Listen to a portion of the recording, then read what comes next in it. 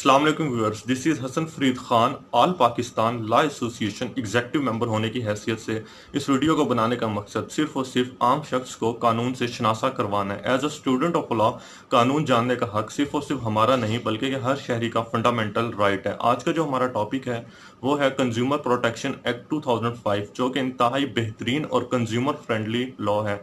अब हम बात कर लेते हैं कि कंज्यूमर कौन है। हर वो शख्स जो मार्केट में जाता है और अपनी ज़रूरत की अशिया को ख़रीदता है और उसे कंज्यूम करता है, हम उसे कंज्यूमर कहते हैं। एज अ कंज्यूमर ये उसका फंडामेंटल राइट है कि वो जो अशिया को ख़रीद रहा है उसकी क्वालिटी को इंश्योर करे और जिस मकसद के लिए उसने उस अशिया को ख़रीदा है वो मकसद उसका फुलफिल होना चाहिए।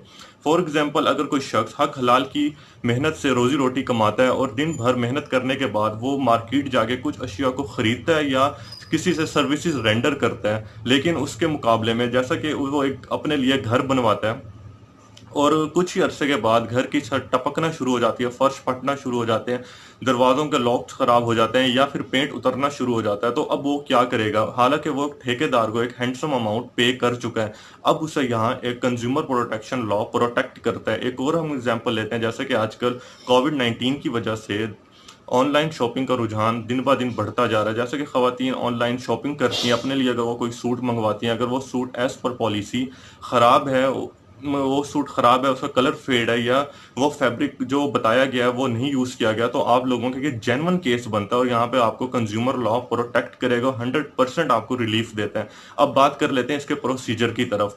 इसके अंदर कंज्यूमर लॉ इस कानून का होने का सबसे बड़ा जो बेनिफिट है कि इसके अंदर आपको किसी भी वकील के को करने की ज़रूरत नहीं है। आप खुद अपने लिए बहुत बड़े वकील हैं। अगर आप अपने हक के बारे में बोल सकते हैं, आपने करना क्या? आपने सिर्फ एक सिंपल वाइट पेपर लेना है, उसके ऊपर आपने एक हेडिंग लिखनी है लीगल नोटिस की। उसके बाद आपने उस शख्स, ब्रांड, मैन्युफैक्चर के खिलाफ जिससे आपको जो भी इशू है, तो आपने मुकम्मल डिटेल के अंदर वो इशू आपने अपना सारा मेंशन करना है और आपने एंड के अंदर लिखना है, अगर ये शख्स 15 दिन के अंदर अंदर मुझे रिस्पॉन्ड नहीं करेगा तो आप इसके खिलाफ कानूनी कार्रवाई करेंगे और कंज्यूमर लॉ में जाने के हकदार हैं।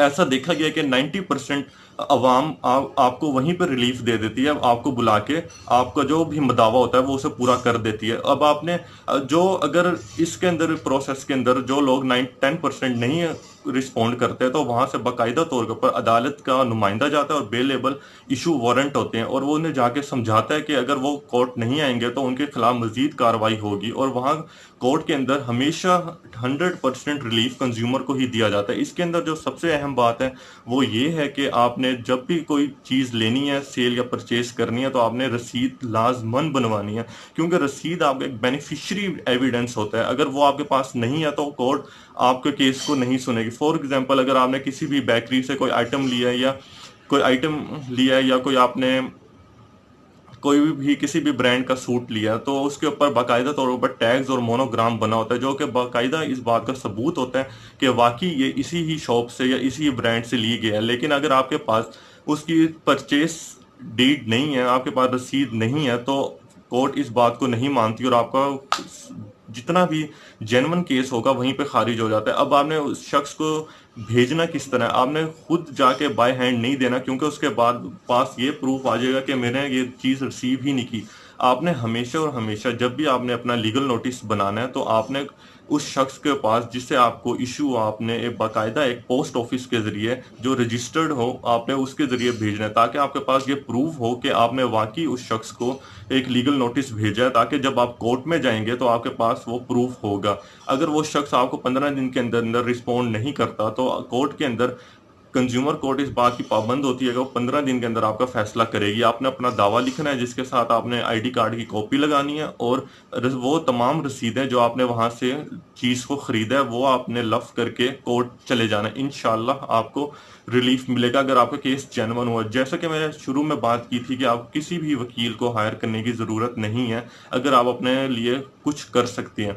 अगर आपको लगता है कि आप वहाँ नहीं बोल सकते, आप नर्वस हो जाएंगे या आपका इतना कॉन्फिडेंस नहीं है, तो आप अगर किसी भी वकील को हायर करते हैं और अगर आपका जेन्युइन केस है, जीत जाने के बाद उस वकील की फीस मुखालिफ पार्टी ही पे करेगी, जो कि इस लॉ के फ्रेंडली होने का मुंह बोलता सबूत है। अगर आपने अभी तक इस वीडियो को स्किप नहीं किया तो आप उन चंद लोगों में से हैं जो वाकई अपने लिए कुछ करना चाहते हैं। जैसा कि मैं आपको अपने एग्जाम्पल दूं, पर्सनल एक्सपीरियंस मेरे दोस्त के साथ हुआ कि उसने एक जगह से शूज़ लिया और जब वो घर आया तो उसने देखा वो शूज़ साइड से उखड़ा हुआ था, जो उसकी फिनिशिंग थी वो इतनी प्रॉपर नहीं थी। तो वो वहाँ पे गया दोबारा, सेल्समैन ने उसके साथ काफ़ी बदतमीज़ी की, कहा सर नहीं हम एक्सचेंज नहीं करेंगे, आप ले जाएँ, आप खुद ही मोची से ठीक करवाएँ। काफ़ी हम मुँह मारी। तो वो मेरे पास आया तो उसने पूछा कि अब मैं क्या करूँ? तो मैंने उसे कहा कि कोई मसला ही नहीं है। उसे मैंने सिर्फ़ लीगल नोटिस लिख के दिया, उसने रजिस्टर्ड पोस्ट के ज़रिए उस शॉप पे पोस्ट किया। आप यकीन करें कि विदिन 2 डेज़ उस आउटलेट के मैनेजर साहब ने मेरे दोस्त को कांटेक्ट किया, उसे बुलाया और बाकायदा तौर पे माजरत की और उनका उसका शूज़ भी चेंज करके दिया, और बल्कि वहाँ पे एक हेल्दी रिफ्रेशमेंट भी करवाई। जो अच्छी कंपनीज होती हैं वो हमेशा अपने कंज्यूमर का ख्याल रखती हैं और वो कोर्ट जाने से पहले ही अपने मामले को सेटल कर लेती हैं। अगर आपको लगता है कि आप कोर्ट जाएंगे, आपको धक्के पड़ेंगे या आप ख्वार होंगे, यकीन करें ऐसा कुछ भी नहीं होगा। ये आपके लिए बहुत ही लर्निंग और इंफॉर्मेटिव एक्सपीरियंस होगा। आप लोग मेहनत करें, घर बैठे तो कुछ भी नहीं होता, इसलिए ये कोर्स आपके लिए ही बनाई गई हैं। आप इसे यूज़ करें, ये प्लेटफॉर्म आपका है। आपका एक छोटा सा कदम इस पूरी सोसाइटी के ऊपर एक मैसिव चेंज ला सकता है। अगर इस सिलसिले के अंदर आपको किसी भी तरह की कोई भी हेल्प चाहिए हो तो आप मुझसे डिस्कस कर सकते हैं। बहुत शुक्रिया। अल्लाह हाफिज़।